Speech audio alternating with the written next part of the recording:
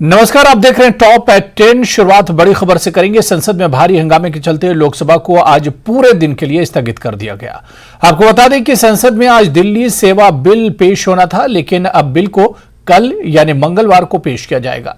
इस बिल को लेकर आम आदमी पार्टी पहले से ही विरोध दर्ज कराती है। ऐसे में जब मंगलवार को इसे लोकसभा में पेश किया जाएगा, तब भी हंगामे के भारी आसार हैं।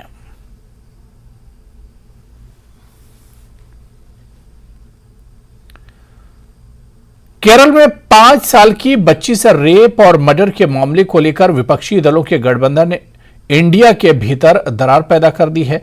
दरअसल इस मामले में पीड़िता और आरोपी दोनों प्रवासी हैं। ऐसे में इस मामले ने राज्य कांग्रेस को सीपीएम के नेतृत्व वाली लोकतांत्रिक मोर्चा सरकार पर तीखा हमला शुरू करने के लिए प्रेरित किया है।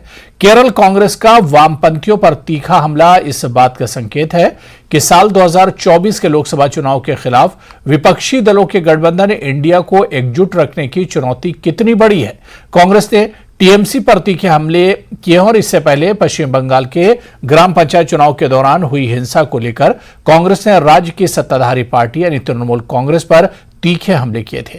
वहीं आम आदमी पार्टी नेता और दिल्ली के सीएम अरविंद केजरीवाल के खिलाफ कांग्रेस नेताओं के बयानों से भी विपक्षी एकता को लेकर सवाल उठे।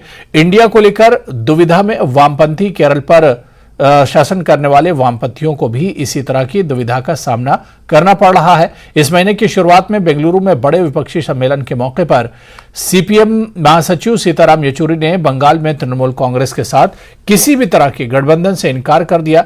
येचुरी ने कहा, ममता बनर्जी और सीपीआईएम एक साथ नहीं आ सकते। बंगाल में वामपंथियों और कांग्रेस के साथ दूसरी सेकुलर पार्टियां होंगी जो बीजेपी और टीएमसी के खिलाफ लड़ेंगी। लोकसभा में नेता प्रतिपक्ष और कांग्रेस के बंगाल प्रमुख अधीर रंजन चौधरी ने ग्राम पंचायत चुनाव के दौरान हिंसा को लेकर टीएमसी की आलोचना करते हुए कहा था कि राज्य में आतंक का राज है। कांग्रेस ने दिल्ली में बदली रणनीति। हालांकि दिल्ली में कांग्रेस ने आम आदमी पार्टी के साथ अपने टकराव को नजरअंदाज कर दिया। कांग्रेस पार्टी ने दिल्ली के अधिकारियों को नियंत्रित करने के लिए केंद्र के अध्यादेश के खिलाफ लड़ाई में अरविंद केजरीवाल की पार्टी का समर्थन करने पर सहमति व्यक्त की। इसके बाद भी अजय माकन जैसे स्थानीय नेता आम आदमी पार्टी सरकार पर निशाना साधते रहे।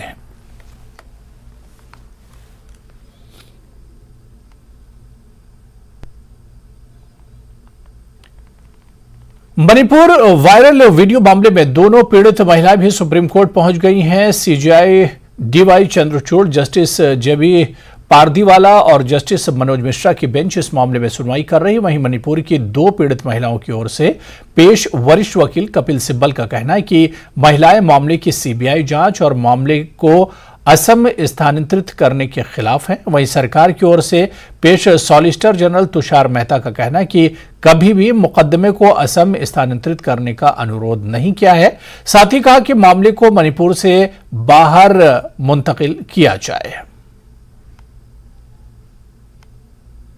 Very clear today that though the attention of the court was drawn mainly because of that viral video, unfortunate, condemnable viral video, but the Chief Justice made it very clear that he's sure that there will be numerous such incidents where the women are made victims as a part of this violence, and because of that, the Chief Justice put it to the state government as well as to the central government, the learned AG as well as the learned Solicitor General, to what will be the form of mechanism to deal with this issue. Suggestions were put that some SIT should be formed.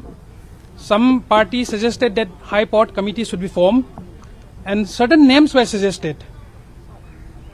Now, since this issue is being dealt with by the court wanted the central government represented by the learned AG as well as the learned Solicitor General to come forward and suggest a mechanism to assist the court in formulating a mechanism.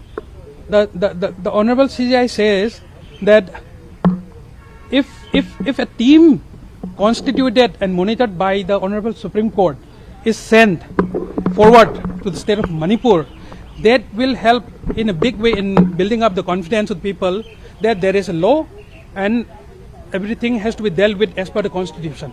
This is what has fallen from the Honorable Chief Justice today. And so far as the reply and everything with regard to the submissions made by one side of the party today will be dealt with tomorrow at 2 p.m. This is all I can say right now. Sir, we also want to know that the Supreme Court has given indication of forming SIT. So can you tell what is all this about? SIT as such, the Honorable Supreme Court stated in the open court that they will first look into the actions taken by the state as well as the center. If it is satisfactory and if the situation improves, then SIT may not be necessary. But indication was there that SIT has to be there so far because 3 months have gone by and the violence has not lessened down in the state of Manipur. Supreme Court. तो मणिपुर हिंसा मामले में सुनवाई के दौरान chief justice D Y Chandrachud ने सरकार को कड़ी फटकार लगाई है। चीफ जस्टिस ने कहा, आप इस बात का हवाला देकर पल्ला नहीं झाड़ सकते हैं कि देश के बाकी राज्यों में भी महिलाओं के खिलाफ अपराध हो रहे हैं। इसके अलावा सीजेआई चंद्रचूड़ ने यह भी कहा कि यह मामला निर्भया जैसा नहीं है, ये एक अलग तरह का मामला है। सीजेआई की तरफ से पूछा गया कि मणिपुर को केंद्र सरकार की तरफ से क्या रिलीफ पैकेज दिया गया, तो इस पर एसजी ने कहा कि हम इस मामले पर बाद में जवाब देंगे।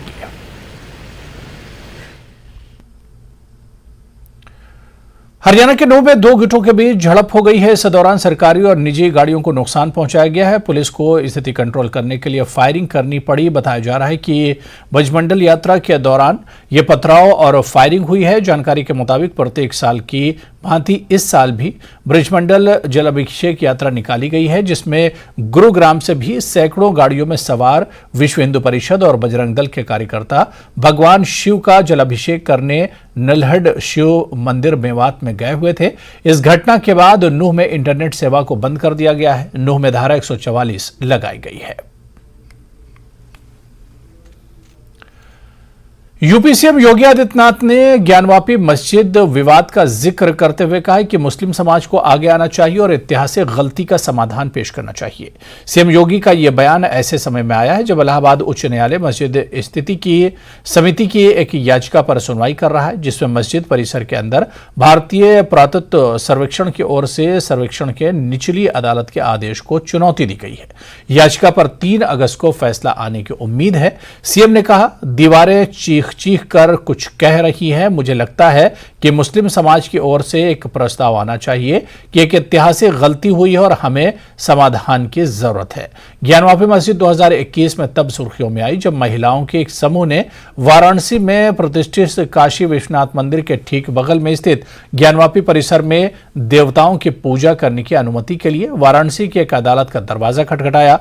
इसके बाद अदालत ने परिसर के वीडियो सर्वेक्षण का आदेश दिया, जिसके दौरान एक वस्तु की खोज की गई, जिसके बारे में लोगों के एक वर्ग ने दावा किया कि यह एक शिवलिंग है। हालांकि मस्जिद प्रबंधन समिति ने कहा कि यह नमाज से पहले हाथ और पैर धोने के लिए वजू खाने में फव्वारे का हिस्सा था।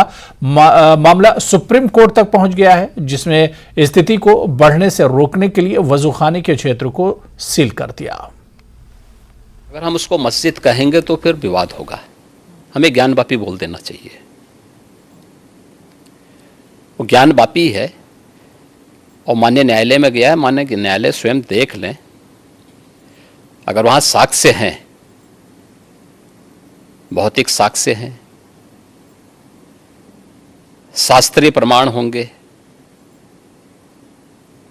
अन्य पुरातात्विक प्रमाण भी होंगे, तो स्वाभाविक रूप से इस पे निर्णय होना चाहिए। और मैं अपील करूंगा मुस्लिम समाज से भी, देखिए हमें आज विकास के बारे में चर्चा करनी चाहिए। मुझे लगता है कि भगवान ने जिसको दृष्टि दी है वो देखे ना, त्रिशूल मस्जिद के अंदर क्या कर रहा है। हमने तो नहीं रखे ना, वहां तो सुरक्षा है, सेंट्रल फोर्सेस है, उनके मुतवल्ली हैं, ताला चाबी उनके पास रहती है। त्रिशूल कैसे वहां बने हुए हैं? ज्योतिर्लिंग हैं, देव प्रतिमाएं हैं, पूरी दीवारें चिल्ला चिल्ला के क्या कह रही हैं। और उसके बाद भी हम जानबूझ करके, देखिए एक होता है कि जन्म से दिखाई नहीं देता है, हम मान सकते हैं कि दिव्यांग है, जन्मांध है, दृष्टिबाधित है, एक जानबूझ करके ढोंग करे। जो दृष्टिबाधित है उसको दिशा दिखाई जा सकती है, लेकिन जो ढोंग कर रहा है उसको कोई दिखा नहीं सकता है। आप ढोंगी किसे कह रहे हैं? मैं इसीलिए कह रहा हूं ना, जो उन प्रमाणों को नकार रहा है, उन प्रमाणों के बाद भी ये कहता है कि नहीं साहब, तो जबरदस्ती वाली बात करते हैं। देखिए, आप इतिहास में तोड़ मरोड़ कर सकते हैं, लेकिन उन ऐतिहासिक साक्ष्यों के साथ नहीं जो वहां की दीवारें चिल्ला चिल्ला के कहती हैं, और उन ऐतिहासिक साक्ष्यों को भी देखने की आवश्यकता है। मिजोरम की सरकार ने केंद्रीय गृह मंत्रालय के निर्देश के बाद म्यांमार के नागरिकों का बायोमेट्रिक विवरण एकत्र करने का प्रक्रिया शुरू कर दी है। जानकारी के अनुसार म्यांमार में सेना के तख्तापलट करने के बाद फरवरी 2021 से म्यांमार के लगभग 30,000 से ज्यादा नागरिक मिजोरम में शरण ले चुके हैं।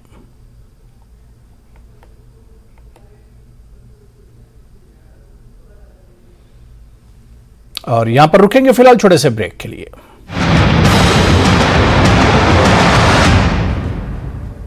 India's largest news गूंजायमान है। अलवर के अरावली विहार थाना क्षेत्र श्यामनगर कॉलोनी में चोरों ने एक मकान को अपना निशाना बना लिया। 1,75,000 रुपए लेकर फरार हो गए। अलवर जिले के बहरोड में दिल्ली जयपुर हाईवे पर कई किलोमीटर लंबा जाम लगा रहा। इस वजह से वाहन चालकों को कई घंटे जाम में फंसने को मजबूर होना पड़ा।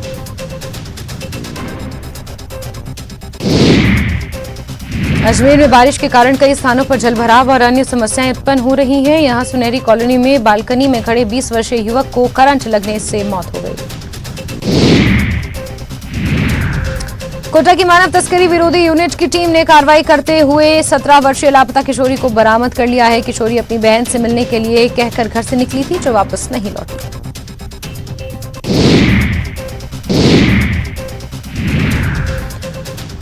मणिपुर घटना की पीड़िताओं ने सुप्रीम कोर्ट में दाखिल की अर्जी। अपनी पहचान उजागर न किए जाने की लगाई गुहार। आज सीजेआई की बेंच करेगी सुनवाई।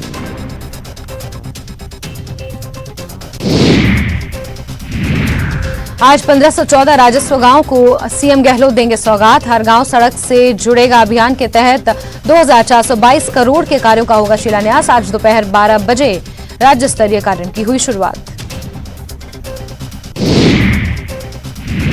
श्रीमाधोपुर के फुटाला गांव में सहकारी समिति के व्यवस्थापक पर ताबड़तोड़ फायरिंग। रात भर बदमाशों की तलाश में दबिश देती रही पुलिस। राकेश लिसाड़िया गैंग पर वारदात का शक। भीलवाड़ा में नेशनल हाईवे 758 पर रोडवेज बस, मिनी बस और कार में भीषण टक्कर हो गई। हादसे में 3 लोगों की मौत हो गई, जबकि कई लोग जख्मी पाए गए।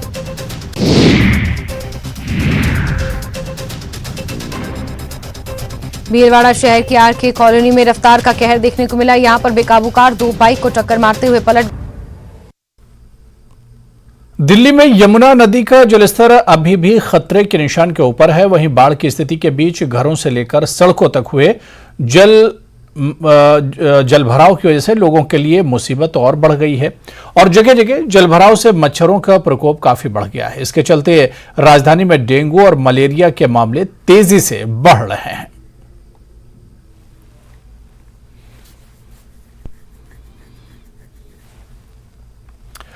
और अब एक अच्छी खबर, रिलायंस जियो ने अपने नए बजट लैपटॉप से पर्दा उठा दिया है। नए जियो बुक को कंपनी ने जियो OS 11.6 इंच स्क्रीन और पावरफुल ऑक्टा कोर चिपसेट के साथ उपलब्ध कराया है।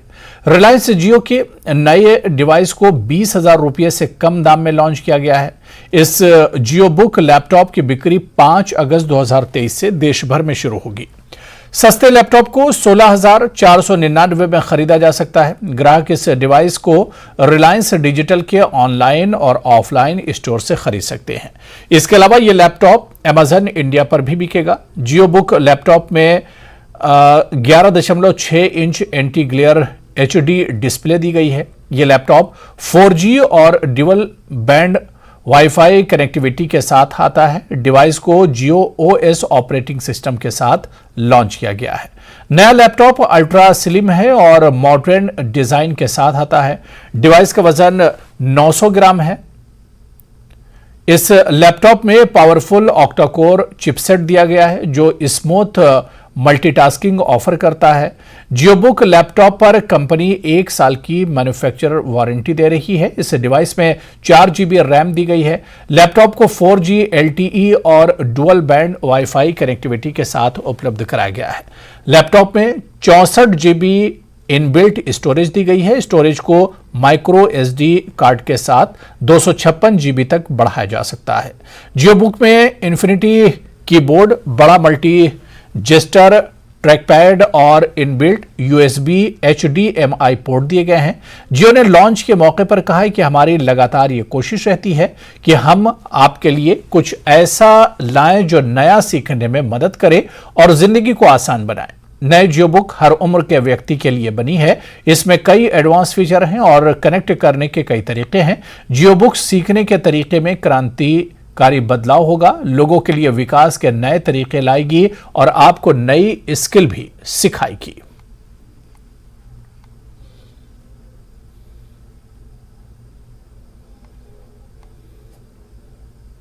रेलवे में लैंड फॉर जॉब केस में कार्रवाई करते हुए ईडी ने लालू फैमिली के पटना, दिल्ली और यूपी के गाजियाबाद स्थित संपत्तियों को अटैच कर दिया है।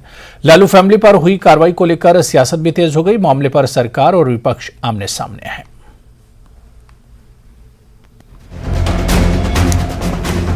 जांच एजेंसियों के दायरे में घिरे लालू फैमिली को बड़ा झटका लगा है। प्रवर्तन निदेशालय यानी ईडी ने कार्रवाई करते हुए लालू फैमिली की बिहार और यूपी के गाजियाबाद सहित दिल्ली की संपत्तियों को अटैच कर लिया है। अब तक मिली जानकारी के मुताबिक लालू फैमिली की करीब 6 करोड़ 2 लाख रुपए की संपत्ति अटैच की गई है। ईडी की ये कार्रवाई रेलवे में नौकरी के बदले जमीन लेने को लेकर हुई है।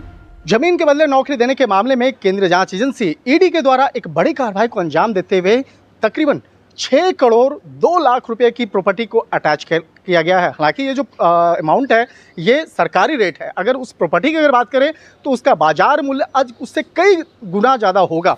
मिली जानकारी के मुताबिक पटना के बेहटा, दानापुर और महुआ बाग की प्रॉपर्टी, यूपी के गाजियाबाद स्थित साहिबाबाद में लालू की बेटी हेमा यादव और उसके ससुराल वालों की एक प्रॉपर्टी और साथ ही तेजस्वी यादव के दिल्ली स्थित न्यू फ्रेंड्स कॉलोनी के D ब्लॉक वाला बंगला भी अटैच कर लिया गया है।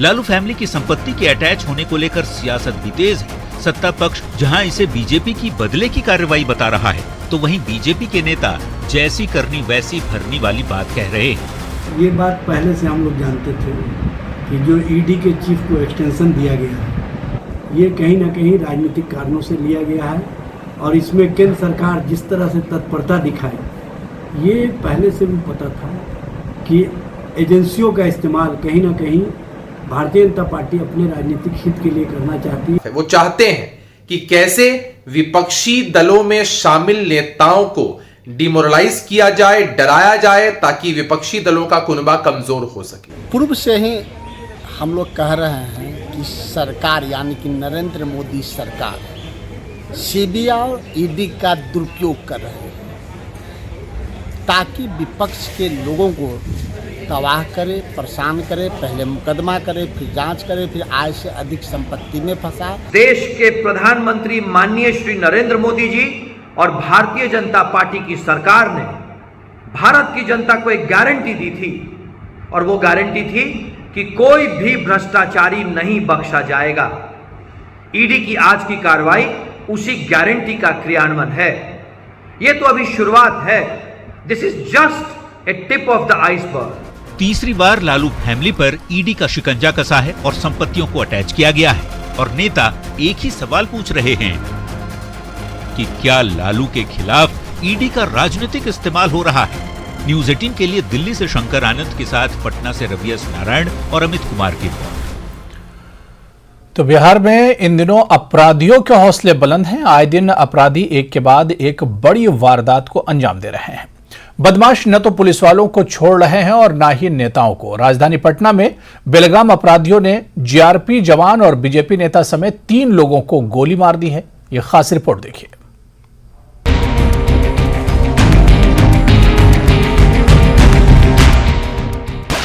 दिन में गोली, रात में गोली, सुबह में गोली, शाम में गोली। राजधानी पटना समेत बिहार के अलग अलग जिलों में बेखौफ अपराधी इन दिनों गोली की ही बोली बोल रहे हैं। पटना में अपराधियों ने एक के बाद एक 3 लोगों को गोली मारकर पुलिस को बड़ी चुनौती दी है। अपराधियों का दुस्साहस इतने चरम पर है कि उन्हें ना तो कानून का डर है और ना ही पुलिस का खौफ। तभी तो बेखौफ अपराधी ना तो नेता को बख्श रहे हैं और ना ही कानून के रखवालों को। पटना में मसौढ़ी स्थित नदौल स्टेशन के पास पेट्रोलिंग के दौरान बेलगाम अपराधियों ने जीआरपी के जवान दिलीप पासवान को गोली मार दी। बताया जा रहा है कि ये अपराधी किसी बड़ी वारदात को अंजाम देने के लिए इकट्ठा हुए थे। दिलीप पासवान के बाएं हाथ के कलाई में ऊपर लगते हुए छीलते हुए निकल गया है और बाकी अन्य अभियुक्त अंधेरे का लाभ उठाते हुए वो भागने में सफल हुए। इसी बीच त्वरित कार्रवाई करते हुए रेल पुलिस पटना द्वारा डीएसपी गया के नेतृत्व में, मुरारी प्रसाद के नेतृत्व में एक टीम का गठन किया गया। अभी पुलिस वालों को गोली मारने का मामला ठंडा नहीं पड़ा था कि बदमाशों का खौफ राजधानी के शहरी इलाके में पहुंच गया। दीघा थाना क्षेत्र के कुर्जी मोड़ पर 4 की संख्या में पहुंचे अपराधियों ने बीजेपी नेता और पार्षद पति नीलेश मुखिया पर गोलियों की बारिश कर दी। दहशत की यह तस्वीर सीसीटीवी कैमरे में कैद हुई है। तस्वीरों में आप देख सकते हैं कि दिन दहाड़े अंधाधुंध फायरिंग कर अपराधी किस तरह मौके से चलते बने। कब तक लोगों की जान जाती रहेगी? पूरे बिहार में पिछले जुलाई में 19 मर्डर हुआ है केवल पटना में। आप कहिएगा डेट वाइज मैं बता दूंगा, मेरे पास है आंकड़ा। इन दोनों बड़ी वारदात के बाद अपराधी यहीं नहीं रुके। बदमाशों का आतंक राजधानी के सबसे वीआईपी इलाके तक आ पहुंचा। पुलिस वाले और बीजेपी नेता को गोली दागने के बाद बदमाशों ने कोतवाली थाना इलाके के हड़ताली मोड़ स्थित पहलवान मार्केट के पास एक और युवक को गोली मार दी, जो अस्पताल में जिंदगी और मौत के बीच जंग लड़ रहा है। तो जब हम आवाज सुने तो हम भी दौड़े तब तक उसको पापा पकड़े हुए थे हाथ में। गोली चला रहा था तो पापा पकड़े उसको। उसके बाद क्या किया कि गोली निकाल के फिर फायर के डायरेक्ट आनंद भैया के ऊपर, जिनको भी गोली लगा है, 2 गोली उनको लगा, एक पीछे लगा इस पे और एक इस हाथ पे बांह पे लगा हुआ है। आए दिन अपराधी राजधानी में एक के बाद एक बड़ी घटनाओं को अंजाम दे रहे हैं। पटना पुलिस को खुली चुनौती दे रहे हैं, गोलियों की बोली बोल रहे हैं। ऐसे में देखना होगा कि इन बदमाशों पर नकेल कसने के लिए पुलिस कौन सा बड़ा कदम उठाती है। Bureau report, news 18। पाकिस्तान का ये अंजू जो सुर्खियों में है, जिसके हर रोज एक नया वीडियो सामने आ रहा है। एक बार फिर पाकिस्तान ने एक नया वीडियो सामने आया है जिसमें कई सवाल खड़े कर दिए तो कई जवाब भी दे रहे हैं।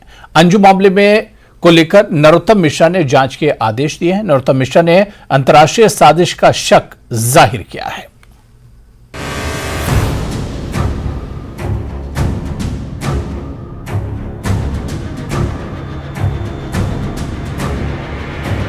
पहने वो वेडिंग का लिबास, मुंह पर मास्क, ये अंजू है।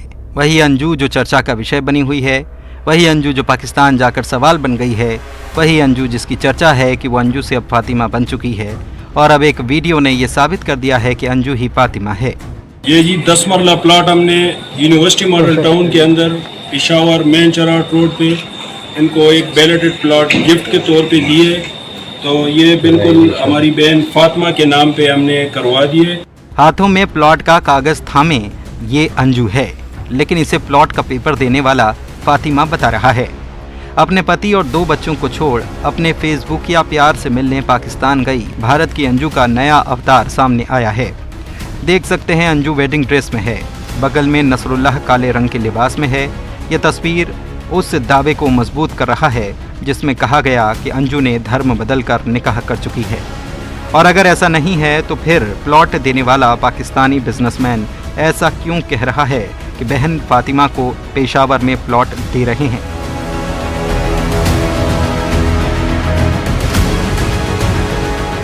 पाकिस्तान में अंजू पर हो रही मेहरबानी को लेकर गृह मंत्री नरोत्तम मिश्रा ने शक जाहिर किया।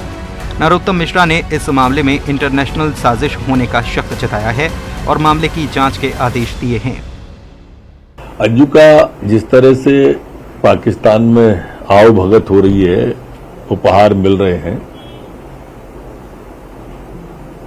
उससे कई संदेह जन्म होते हैं और इसलिए मैंने एसबी को स्पेशल ब्रांच को निर्देशित किया है कि इसका सूक्ष्मता से परीक्षण करें कि कहीं ये इंटरनेशनल कॉन्स्पिरेसी तो नहीं है। कॉन्स्पिरेसी अगर इंटरनेशनल हो, उन बिंदुओं को ध्यान में रख करके अंजू वाले केस को देखें। ग्वालियर जिले का मामला है। अंजू और नसरुल्लाह की कई तस्वीरें लगातार देखने को मिल रही हैं। कभी दोनों हाथ में हाथ लिए सड़क पर घूमते नजर आ रहे हैं, कभी रोमांटिक तस्वीरें क्लिक कर रहे हैं। पिता पहले बोल चुके हैं कि हमारा अब अंजू से कोई नाता नहीं, लेकिन सवाल ये उठता है कि क्या अंजू फातिमा बन चुकी है? अगर नहीं तो फिर फातिमा के नाम से अंजू प्लॉट के कागजात क्यों ले रही है?